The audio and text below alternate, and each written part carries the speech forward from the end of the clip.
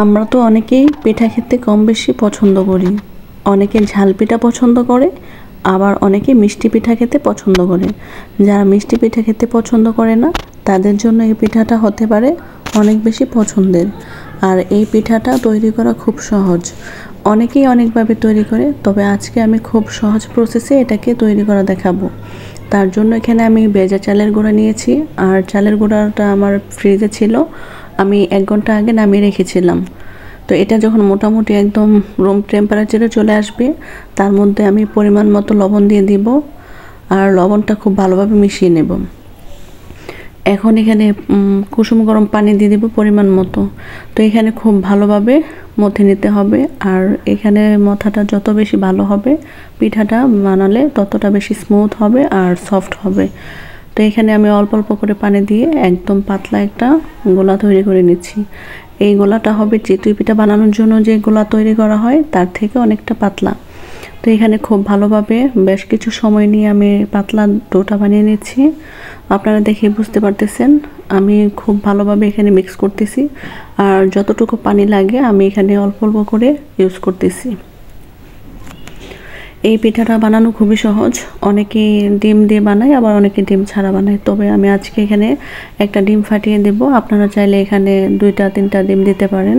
তো আমি আমার পিঠার পরিমাণ অনুযায়ী একটা ডিম ফাটিয়ে দিচ্ছি।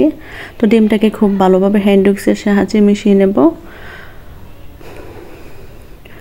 এখন খুব ভালোভাবে এটাকে মিশাতে হবে। আপনারা এই কাজটা যত ভালোভাবে করতে পারবেন, পিঠাটা তত বেশি একদম সফট হবে আর খেতে খুব ভালো লাগবে। আর এই পিঠাটা হাঁসের মাংস কিংবা গরুর মাংসের ঝোল দিয়ে খেতে খুব বেশি ভালো লাগে।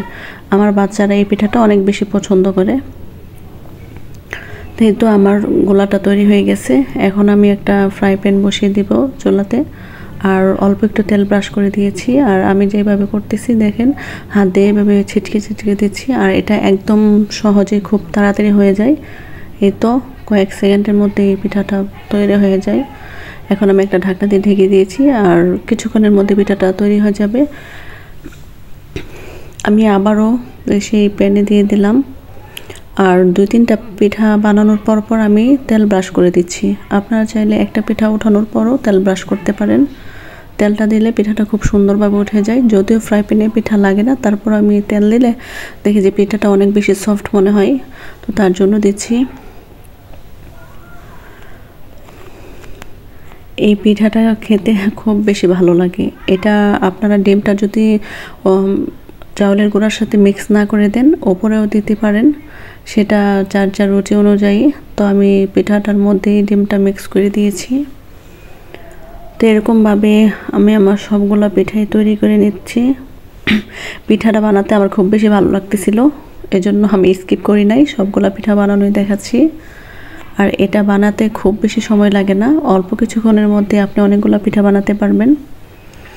এটা খুব সহজ একটা পিঠা, যারা পিঠা বানাতে পারে না তারাও এই পিঠাটা বানাতে পারবে। আর হচ্ছে এখানে আপনি গোলাটা যত বেশি স্মুথভাবে ভালোভাবে করতে পারবেন, আর পিঠাটাও তত বেশি সুন্দর হবে। তো এই তো একে একে আমি অনেকগুলো পিঠা বানিয়ে নিচ্ছি।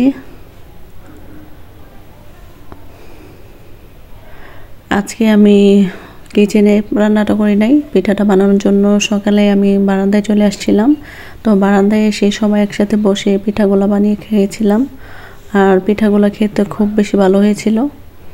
প্রথম যখন পিঠাটা দিয়েছিলাম